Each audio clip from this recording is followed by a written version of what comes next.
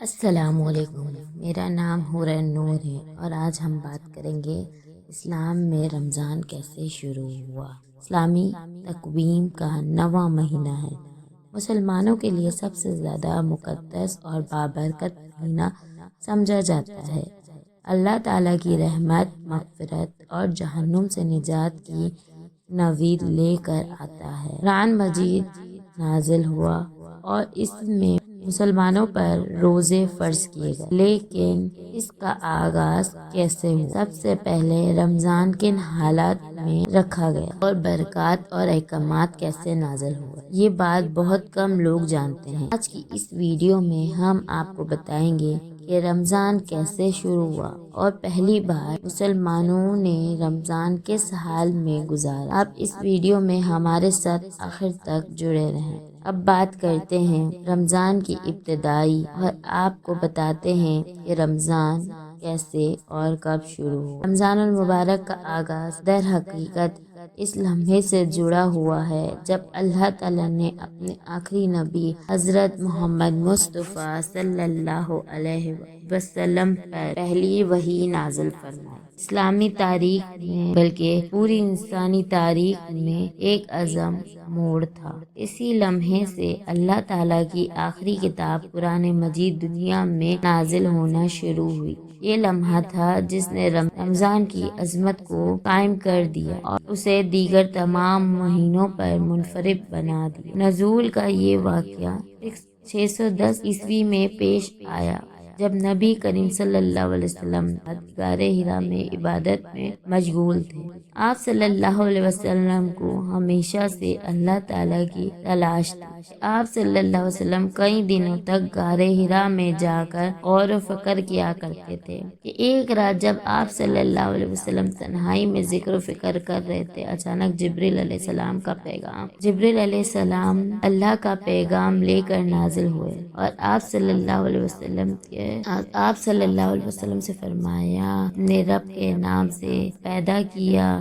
یہ وحی کا سلسلہ شروع ہوا اور رمضان کی حقیقی فضیلت کا آغاز ہوا۔ رات جو لیلۃ القدر کہلائی، قرآن مجید کی پہلی آیات کو نازل فرمایا اور نبی صلی اللہ علیہ وسلم کو نبوت کے منصب پر فائز کیا۔ اور القدر وہ رات ہے جو 1000 مہینوں سے افضل ہے۔ اللہ تعالیٰ نے قرآن میں سورہ قدر میں ارشاد فرمایا، اس قرآن کو شب قدر میں نازل کیا اور تمہیں کیا معلوم کہ شب قدر کیا ہے، ہر مہینوں سے بہتر ہے۔ اس میں فرشتے اور روح یعنی جبریل علیہ السلام اپنے رب کے حکم پر اترتے ہیں اور فجر تک سلامتی والی رات ہوتی ہے۔ ناظرین کو واضح کرتی ہے کہ رمضان کی سب سے بڑی فضیلت قرآن کا نزول ہے اور 1000 مہینوں سے افضل قرار دیا ہے، یعنی اس ایک رات میں عبادت کرنا 83 سال کی عبادت سے بہتر ہے۔ کہ جب حضرت جبرائیل علیہ السلام نے پہلی بار نبی کریم صلی اللہ علیہ وسلم کو قرآن کی سورہ اقرا یعنی پڑھ کر حکم دیا، آپ گھبرا گئے کیونکہ یہ آپ صلی اللہ علیہ وسلم پر ایک بالکل نیا تجربہ تھا۔ آپ صلی اللہ علیہ وسلم پڑھنا نہیں جانتے تھے۔ اس پر حضرت جبرائیل علیہ السلام نے آپ صلی اللہ علیہ وسلم کو زور سے سینے سے لگایا، دوبارہ کہا، خالق پڑھ کر اپنے رب کے نام سے جس نے پیدا کیا۔ 3 بار یہ عمل دہرایا گیا۔ حضرت جبرائیل علیہ السلام واپس چلے گئے تو نبی کریم صلی اللہ علیہ وسلم ایک گہری کیفیت طاری تھی۔ آپ صلی اللہ علیہ وسلم گھر واپس آئے اور حضرت خدیجہ رضی اللہ تعالیٰ عنہا سے فرمایا کہ مجھے کمبل اڑا دو۔ آپ صلی اللہ علیہ وسلم کا جسم کانپ رہا تھا اور آپ صلی اللہ علیہ وسلم کو اس عظیم ذمہ داری کا احساس ہو رہا تھا جو اللہ تعالیٰ نے آپ صلی اللہ علیہ وسلم کے لیے کی تھی۔ حضرت خدیجہ رضی اللہ تعالیٰ عنہا آپ صلی اللہ علیہ وسلم کو تسلی فرمائی اور اللہ تعالیٰ آپ کو کبھی ضائع نہیں کرے گا، کیونکہ آپ صلی اللہ رحمی کرتے ہیں، سچ بولتے ہیں، ضرورت مندوں کی مدد کرتے ہیں، مہمان نوازی کرتے ہیں اور حق کے راستے میں لوگوں کی مدد کرتے ہیں۔ الفاظ نہ صرف نبی کریم صلی اللہ علیہ وسلم کے لیے ایک تسلی تھے، بلکہ اس بات کی بھی گواہی تھے کہ آپ صلی اللہ علیہ وسلم ہمیشہ سے نیکی اور حق راستے پر تھے۔ اور رمضان کا اٹوٹ رشتہ ہے نزول کے بعد قرآن مجید 23 سال کے عرصے میں مکمل ہوا، مگر رمضان المبارک کو خاص اس لیے بنایا گیا کہ اس مہینے میں اللہ تعالیٰ نے انسانیت کے لیے ہدایت اور روشنی کا آغاز کیا ہے، جس کے اللہ تعالیٰ نے سورہ بقرہ میں فرمایا، رمضان کا مہینہ وہ ہے جس میں قرآن نزول کیا گیا، جو لوگوں کے لیے ہدایت ہے اور اس میں حق باطن کو واضح کرنے والے رمضان کی عظمت کو مزید واضح کر دی ہے کہ مہینہ صرف روزوں کا نہیں بلکہ قرآن کے نزول کا بھی مہینہ ہے۔ اس نبی صلی اللہ علیہ وسلم رمضان میں قرآن کی تلاوت کا خاص اہتمام کرتے تھے۔ حضرت جبرائیل علیہ السلام ہر سال رمضان میں آپ صلی اللہ علیہ وسلم کے ساتھ قرآن کے دور مکمل کرتے تھے۔ ان آیات میں کہا جاتا ہے رمضان کی ابتدائی وحی کی روشنی میں ہوئی اور یہی وہ وحی ہے اس مہینے کی سب سے بڑی نعمت ہے۔ یہ مہینہ محض بھوک اور پیاس برداشت کرنے کا نام نہیں بلکہ اللہ کی قربت حاصل کرنا، قرآن سے جڑنے اور اپنے ایمان کو مضبوط کرنے کا مہینہ ہے۔ سمجھنا چاہیے کہ رمضان کی اصل روح کیا ہے۔ یہ وہ وقت ہے جب اللہ تعالیٰ نے انسانیت کو قرآن کی شکل میں ایک رہنمائی دی، اور اس مہینے میں ہمیں چاہیے کہ ہم قرآن کو زیادہ سے زیادہ پڑھیں، سمجھیں اور اس پر عمل کریں تاکہ رمضان کی برکتیں ہماری زندگیوں میں حقیقی معنوں میں شامل ہو سکے۔ تو رمضان کی ابتدائی کا تذکرہ تھا۔ رمضان کیا تھا؟ کیونکہ قرآن کا نزول لیلۃ القدر میں ہوا اور لیلۃ القدر رمضان ہی کی رات کا نام ہے، لیکن یاد رکھیں رمضان کے روزے وحی کے ساتھ فرض نہیں ہوئے تھے بلکہ بعد میں فرض ہوئے۔ رمضان کے روزے کب فرض ہوئے؟ آئیں آپ کو پہلے رمضان کے بارے میں بتاتے ہیں۔ آپ کو بتاتے چلیں کہ اسلام کے ابتدائی دور میں عبادات میں بنیادی طور پر نماز، ذکر اور دیگر روحانی اعمال شامل تھے، مگر حضرت خدیجہ اور ایک اہم موڑ تھا، کیونکہ اس کے ذریعے اللہ تعالیٰ نے مسلمانوں کو ایک ایسی عبادت کا حکم دیا جو بالکل روحانی اور اخلاقی تربیت کا ذریعہ بنی۔ اسلام میں ہر عبادت کے پیچھے ایک گہری حکمت پوشیدہ ہے اور محض بھوک اور پیاس برداشت کرنے کے لیے نہیں دیا گیا بلکہ اس کے بنیادی مقصد تقویٰ یعنی پرہیزگاری ہے، اللہ تعالیٰ کا قرب حاصل کرنا ہے، جیسا کہ اللہ تعالیٰ نے قرآن مجید میں روزوں کو فرض ہونے کے بارے میں ارشاد فرمایا، اے ایمان والو، تم پر روزے فرض کیے گئے ہیں جسے تم سے پہلے لوگوں پر فرض کیے گئے تھے تاکہ تم تقویٰ اختیار کرو۔ نہ صرف روزے کے فرض ہونے کی وضاحت کرتی ہے بلکہ اس میں یہ بھی بتایا گیا ہے کہ روزہ کوئی نئی عبادت نہیں بلکہ پچھلی امتوں پر بھی لازم تھا۔ اس کا مقصد صرف آقا کشی نہیں بلکہ انسانوں کو تقویٰ، صبر اور روحانی پاکیزگی کی طرف لے جانا ہے کہ جب یہ آیت نازل ہوئی اور روزے فرض ہوئے تو مسلمانوں نے اسے نہایت محبت اور فرما برداریوں کے ساتھ قبول کیا اور وہ نبی کریم صلی اللہ علیہ وسلم کے ہر حکم پر دل و جان سے عمل کرتے تھے اور روزے کو بھی ایک عظیم نعمت اور برکت سمجھ کر اختیار کیا۔ اور پہلے رمضان میں مسلمان جو مدینہ میں ہجرت کے بعد نئی زندگی کا آغاز کر رہے تھے، انہوں نے پہلی بار مکمل مہینے کے روزے رکھے۔ اس دور میں نبی صلی اللہ علیہ وسلم نے خود روزے رکھے اور صحابہ کرام کو اس عبادت کے فضائل اور اس کی روحانی فوائد سے آگاہ کیا۔ یاد رکھیں اسلامی تعلیمات میں اکثر اوقات کوئی بھی نیا حکم ایک تدریجی طریقے سے نافذ کیا جاتا ہے تاکہ لوگ اسے آسانی سے قبول کر سکیں۔ یہی معاملہ روزے کے ساتھ بھی ہوا۔ ابتدائی طور پر مسلمانوں کو روزے رکھنے کا فدیہ دینے کا اختیار دیا گیا تھا، جیسے کہ قرآن مجید میں ارشاد ہے، جو اس کی طاقت نہ رکھے وہ ایک مسکین کو کھانا کھلائے۔ سورہ بقرہ اس کا بدل دے سکتے ہیں، مگر بعد میں حکم ختم کر دیا گیا اور تمام اہل ایمان پر روزے فرض کر دیے گئے، سوائے ان لوگوں کے جو بیمار یا سفر کی حالت میں ہوں، جیسا کہ سورہ بقرہ میں اللہ تعالیٰ نے فرمایا، جو شخص تم میں سے بیمار ہو یا سفر پر ہو، دوسرے دنوں میں روزے رکھے، ناظرین عبادت بنایا، فطرت کے مطابق ہو، اور میں نرمی کا پہلو بھی رکھا تاکہ کسی پر ضرورت سے زیادہ بوجھ نہ پڑے۔ پہلے رمضان کے بعد یعنی روزہ فرض ہونے کے بعد روزہ مسلمانوں کی زندگی کا لازمی حصہ بنے گا۔ ہر سال رمضان المبارک کا مہینہ آتا ہے اور مسلمان اس مہینے کو خصوصی عبادت، تلاوت قرآن، دعا اور روحانی تربیت کے لیے وقف دیتے ہیں۔ رسول اللہ صلی اللہ علیہ وسلم نے فرمایا، جو شخص ایمان کے ساتھ اور ثواب کی نیت سے رمضان کے روزے رکھے، اس کے پچھلے تمام گناہ معاف کر دیے جاتے ہیں۔ فضیلت کو بیان کرتے ہیں، اس بات کو واضح کرتی ہے کہ رمضان محض ایک رسم نہیں بلکہ اللہ کی طرف سے بخشش اور رحمت حاصل کرنے کا ایک سنہری موقع ہے۔ رمضان مسلمانوں کے لیے ایک نئے سفر کا آغاز تھا، جس میں اللہ تعالیٰ نے انہیں ایک نئی عبادت عطا کی جو نہ صرف جسمانی بلکہ روحانی پاکیزگی کا بھی ذریعہ بنی۔ روزے کا مقصد صرف بھوک اور پیاس برداشت کرنا نہیں بلکہ ایک تربیتی عمل ہے جو صبر، تقوی، شکر اور اللہ سے قربت کو بڑھاتا ہے۔ ہر رمضان میں مسلمان اسی سنت پر عمل کرتے ہیں جو نبی کریم صلی اللہ علیہ وسلم نے پہلے رمضان میں قائم کی تھی۔ یہ مہینہ ہم نے ایک زندگی میں نیکی، پرہیزگاری اور اللہ کی محبت پیدا کرنے کا موقع فراہم کرتا ہے تاکہ ہم نہ صرف رمضان میں بلکہ پوری زندگی اللہ کے قرب میں بسر کر سکیں۔ آپ نے پہلے رمضان کا تذکرہ ملاحظ کیا ہے کہ کیسے رمضان کی ابتدا ہوئی۔ اب آپ کو یہ بتا دیں کہ مسلمانوں کا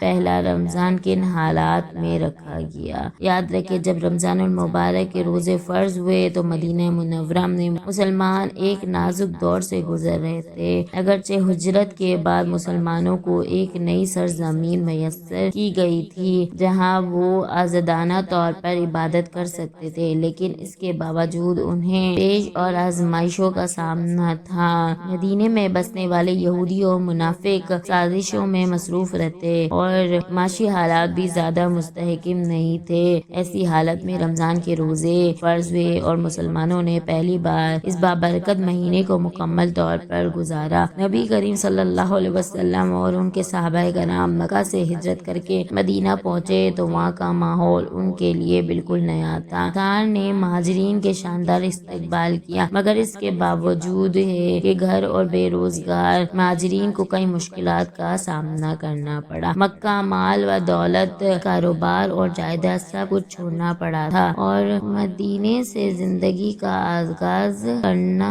کوئی آسان کام نہیں تھا۔ میں موجود یہودی قبائل منافقین بھی مسلمانوں کے خلاف مختلف سازش کر رہے تھے۔ وہ نہیں چاہتے تھے کہ اسلام یہاں مضبوط ہو اور اسی وجہ سے وہ اندرونی اختلاف پیدا کرنے کی کوشش میں لگے رہتے تھے، ان کی حمایت کرتے تھے اور اس طرح مسلمانوں کو قدم قدم پر رکاوٹ کا سامنا کرنا پڑتا تھا۔ ایک بڑا چیلنج ہے، مہاجرین اپنا سب کچھ مکہ میں چھوڑ کر آئے تھے، اس لیے ان میں سے کئی افراد کو خوراک اور پانی کی قلت کا سامنا کرنا پڑا۔ مد پر تجارت کے وسائل محدود ہیں اور اپنی بنیادی ضرورت کے لیے بھی بڑی جدوجہد کرنی پڑ رہی تھی۔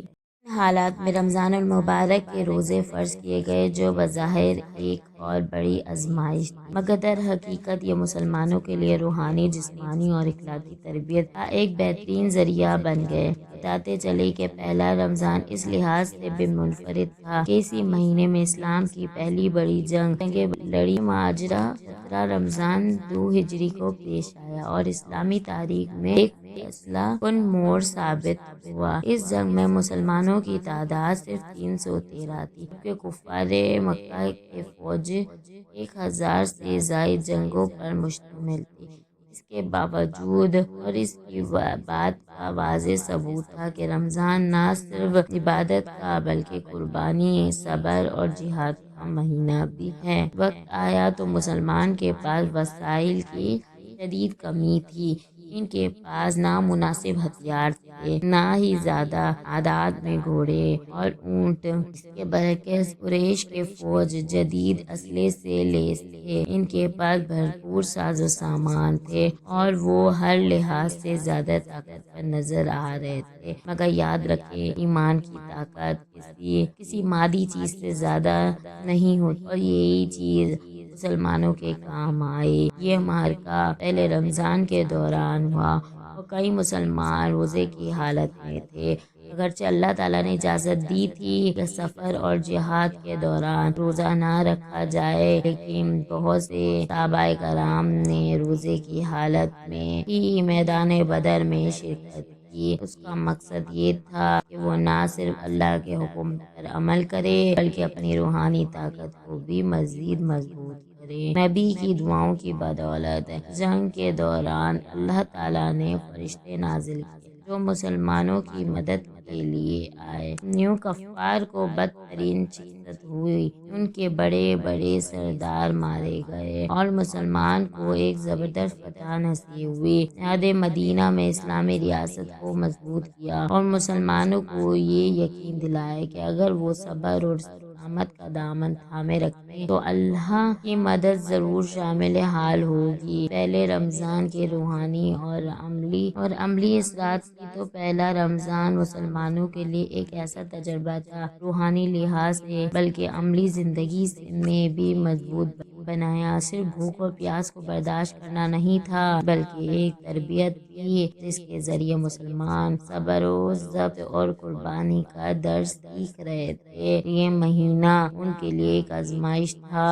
اللہ کے ہر حکم پر عمل کرنے کے لیے تیار ہیں، چاہے حالات کتنے ہی سخت کیوں نہ ہو۔ مسلمانوں میں ایک نیا جوش اور جذبہ پیدا ہوا۔ انہیں یقین ہو گیا کہ اگر وہ اللہ کے راستے پر چلیں گے تو کامیابی ان کا مقدر بنے گی۔ رمضان المبارک کے روزوں نے ان میں نظم و ضبط، جہاد اور قربانی کا جذبہ پیدا کیا، اور اس کے بعد اسلام کا پیغام مزید تیزی سے پھیلنے لگا۔ اس لحاظ سے بھی اہم تھا کہ کسی نے اسلامی معاشرے میں ایک نیا رواج متعارف کروایا۔ صبر، قربانی اور جہاد سب کچھ ایک ساتھ شامل تھا۔ اس مہینے میں مسلمانوں کو اپنی روحانی اور جسمانی طاقت کو یکجا کیا اور اللہ کی رضا کے لیے ہر قربانی دینے کے لیے تیار ہو گئے۔ آپ نے ملاحظ کیا کہ پہلا رمضان مسلمانوں کے لیے کڑا امتحان تھا، لیکن انہوں نے اس آزمائش میں کامیابی حاصل کی۔ روزے فرض ہونے کے بعد انہیں سخت حالات میں نہ صرف اس فرض کو ادا کیا بلکہ رمضان کے دوران ہی جہاد میں بھی حصہ لیا اور فتح نظام کے بعد فتح حاصل کی۔ اس بات کا ثبوت تھا کہ اسلام کا نظام عبادت اور زندگی ساتھ ساتھ چلتے ہیں اور مسلمان کسی بھی حالت میں اپنے دینی فرائض کو ترک نہیں کرتے۔ یاد رکھیں کہ پہلا رمضان ہمیں یہ سکھاتا ہے کہ مشکلات اور آزمائش آتی ہیں، مگر انسان اللہ پر بھروسہ رکھے، صبر کرے اور اپنی ذمہ داریوں کو پورا کرے تو کامیابی اس کا مقدر بن جاتی ہے۔ آج بھی رمضان المبارک کا مہینہ ہمیں صبر و ضبط، قربانی اور عبادت کا عملی مسائل فراہم کرتا ہے اور ہمیں نبی صلی اللہ علیہ وسلم اور ان کے صحابہ کرام کی پیروی کرنے کا موقع دیتا ہے۔ رمضان آیا تو مسلمانوں نے انتہائی سادگی، خلوص اور عبادات کے جذبے کے ساتھ اس کا آغاز کیا۔ چونکہ روزے پہلی بار فرض کیے گئے تھے، اس لیے مسلمانوں کے لیے یہ ایک نیا تجربہ تھا۔ نبی کریم صلی اللہ علیہ وسلم ایک مکمل اور عملی نمونے تھے، اس لیے صحابہ کرام نے انہیں کی ہدایت کے مطابق روزے رکھنے شروع کیے۔ پہلے افطاری کے لیے کسی مخصوص اہتمام یا دعوتوں کا رواج نہیں تھا۔ مسلمان جو بھی سادہ غذا میسر آتی اسی سے روزہ رکھتے اور رو لیتے۔ کھجور، دودھ اور پانی افطار کے لیے سب سے زیادہ اہم غذائیں تھیں، کیونکہ یہی چیزیں نبی کریم صلی اللہ علیہ وسلم بھی استعمال فرمایا کرتے تھے۔ جو لوگ استطاعت رکھتے وہ جو مکئی یا کسی اور قسم کی روٹی بھی کھاتے، مگر زیادہ تر نہایت سادگی سے ہی کیا جاتا تھا۔ روزہ کھولا جاتا تھا کہ جب روزہ فرض ہوئے تو ابتدائی طور پر ایک خاص قاعدہ مقرر کیا گیا تھا جو بعد میں تبدیل کر دیا گیا کہ روایت کے مطابق پتہ چلتا ہے کہ پہلے رمضان میں اگر کوئی شخص افطار کے بعد سو جاتا تو وہ دوبارہ کچھ نہیں کھا سکتا تھا، چاہے اسے بھوک یا پیاس لگتی۔ سحری کی اجازت نہ تھی، بلکہ افطار کے بعد نیند آنے پر اگلے دن تک کھانے پینے کی ممانعت تھی کہ ایک خاص مشکل ثابت ہوا۔ بعض صحابہ کرام دن بھر کے روزے کے بعد تھکاوٹ کی وجہ سے افطار کے بعد جلدی سو جاتے اور پھر صبح تک نہ کچھ کھا سکتے اور نہ ہی پانی پی سکتے تھے، جس کی وجہ سے یہ بعض اوقات جسمانی کمزوری محسوس ہونے لگی تھی۔ اللہ تعالیٰ نے مسلمانوں کی حالت دیکھی اور پھر سورہ بقرہ میں ایک نیا حکم نازل فرمایا۔ اس میں سختی کو ختم کر دیا گیا، جسے ارشاد باری تعالیٰ کے روزے کی راتوں میں اپنی عورتوں کے پاس جانا تمہیں حلال کیا گیا اور کھاؤ اور پیو یہاں تک کہ صبح کی سفید دھاگا سیاہ دھاگے سے نمایاں ہو جائے، پھر روزہ پورا کرو۔ رات تک اس آیت کے نزول کے بعد مسلمانوں کو اجازت مل گئی کہ وہ رات کے وقت سحری اور افطاری کے بعد کھا پی سکتے ہیں جب تک کہ فجر کی روشنی ظاہر نہ ہو۔ اس حکم نے روزے کو آسان کر دیا گیا۔ اس کے بعد سحری اور افطاری کا ایک باقاعدہ طریقہ قائم ہوا جو آج تک جاری ہے۔ یاد رکھیں، صرف روزہ جسمانی آزمائش نہیں تھا بلکہ ایک روحانی تربیت بھی تھی۔ مسلمان دن پر صرف بھوک اور پیاس برداشت کرنا نہیں تھا بلکہ وہ اپنی آنکھ، زبان اور دل کو بھی ہر برائی سے محفوظ رکھتے تھے اور زیادہ سے زیادہ عبادت میں مصروف رہتے۔ ایک روایت میں نبی صلی اللہ علیہ وسلم روزہ بھوکا رہنے کا نام نہیں ہے بلکہ روزہ وہ عبادت اور برے اعمال سے بھی روکنے کا نام ہے۔ چنانچہ مسلمان زیادہ سے زیادہ قرآن مجید کی تلاوت کریں، نبی صلی اللہ علیہ وسلم کی محبت میں رہ کر دین کی تعلیم حاصل کرتے اور راتوں کو نوافل پڑھ کر اللہ سے مغفرت طلب کرتے۔ اگرچہ اس وقت تراویح کی نماز باضابطہ طریقے سے نہیں ہوا تھا، مگر صحابہ کرام رات کے وقت زیادہ عبادت کیا کرتے تھے۔ روایت کے مطابق رسول اللہ صلی اللہ علیہ وسلم صحابہ کرام میں سے صرف روزے رکھنے تک محدود نہیں رکھا بلکہ دن اور رات کو عبادت کے ذریعے گزارا اور یہ درس دیا کہ رمضان کا مقصد صرف کھانے پینے سے روکنا نہیں بلکہ روحانی پاکیزگی اور اللہ سے قربت حاصل کرنا ہے۔ یہی وجہ تھی پہلے رمضان سے ہی عبادت کا خاص اہتمام کیا گیا، جس میں روزہ، دعا، ذکر، قرآن کی تلاوت اور نوافل شامل تھے۔ رمضان میں نبی کریم صلی اللہ علیہ وسلم قرآن کی تلاوت کرتے اور اللہ سے دعا مانگتے۔ اس دوران رمضان میں قیام اللیل یعنی تراویح کی بنیاد بھی رکھی گئی۔ رسول اللہ صلی اللہ علیہ وسلم نے پہلے رمضان میں چند راتوں میں صحابہ کرام کے ساتھ جماعت میں قیام فرمایا اور جب صحابہ کی تعداد زیادہ ہونے لگی تو آپ صلی اللہ علیہ وسلم اسی خوف سے کہ کہیں یہ نماز فرض نہ کر دی جائے تراویح کو باقاعدہ جماعت کی صورت میں قائم نہیں کیا۔ بعد میں حضرت عمر فاروق رضی اللہ تعالیٰ عنہ کے دور میں اس سے باقاعدہ عبادت کی شکل دے دی گئی۔ اس میں قرآن کی تلاوت کو خاص اہمیت دی گئی تھی چونکہ اس مہینے میں قرآن کا نزول ہوا تھا، اس لیے نبی اکرم صلی اللہ علیہ وسلم و صحابہ کرام دن بھر روزے رکھنے کے ساتھ ساتھ زیادہ سے زیادہ قرآن کی تلاوت کرتے اور اللہ کے حضور دعا کرتے کہ رمضان کو محض روزہ کا معنی نہیں بلکہ روحانی تربیت، ذکر اور عبادت اور اللہ کی قربت کا مہینہ بنا دیا جو آج تک امت مسلمہ میں جاری و ساری ہے۔ پہلا رمضان مسلمانوں کے لیے ایک نیا تجربہ تھا۔ روزے رکھنے کا حکم تو ہو چکا تھا، لیکن اس کی تفصیلات اور عملی شکل وقت کے ساتھ ساتھ واضح ہوئی۔ جیسے جیسے اسلامی معاشرے ترقی کرتا گیا، رمضان کے معمولات، عبادت اور اس کے ساتھ ساتھ منسلک روحانی پہلو بھی زیادہ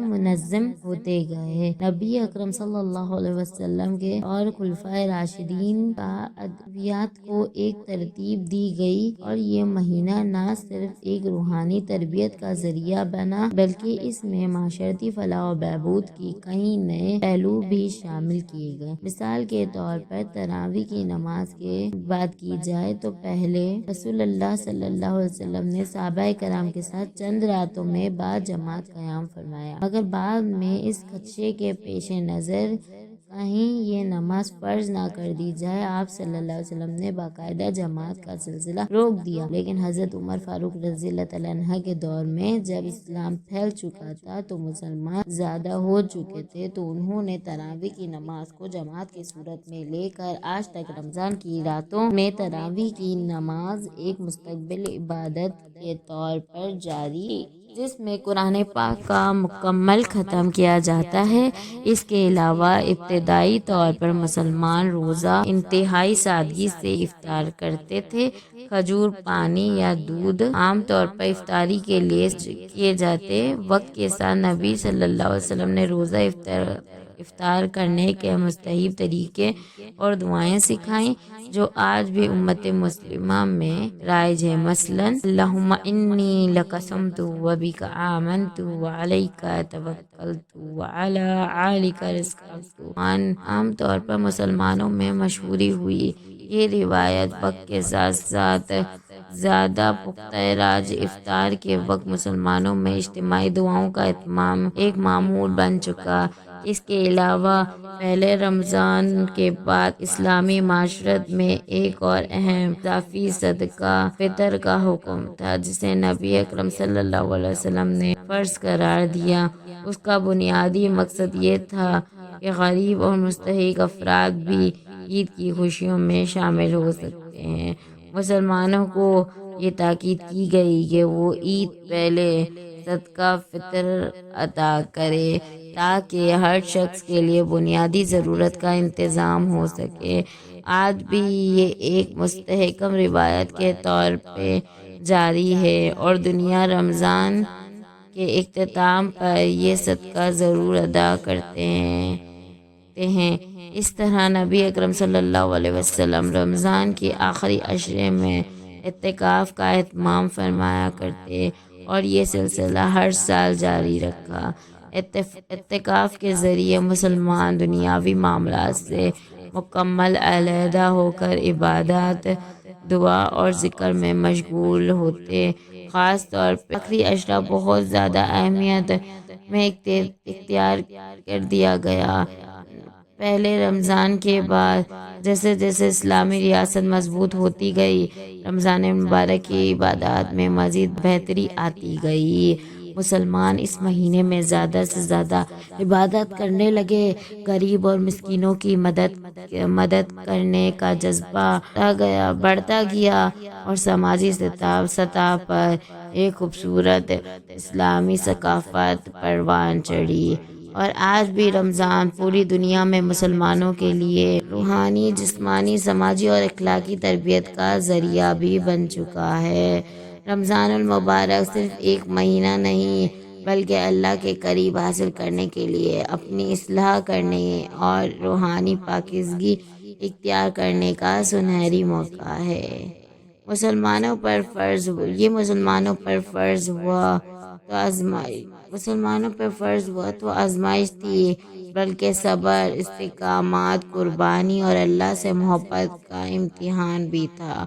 وقت کے ساتھ ساتھ رمضان کی اہمیت اور اس کی حقیقی روح اور بھی زیادہ واضح ہوتی گئی۔ روزہ محض بھوک اور پیاس برداشت کرنے کا نام نہیں بلکہ ایک مکمل تربیتی عمل ہے جو انسان کو اپنی نفسانی خواہشات پر قابو پانے، بہترین بنانے اور اللہ کی رضا کے لیے خود کو وقف کرنے کا سبق دیتا ہے۔ یاد رکھیں، روزے کا مقصد صرف جسمانی مشقت نہیں بلکہ روحانی ترقی اور اللہ کا قرب حاصل کرنا ہے۔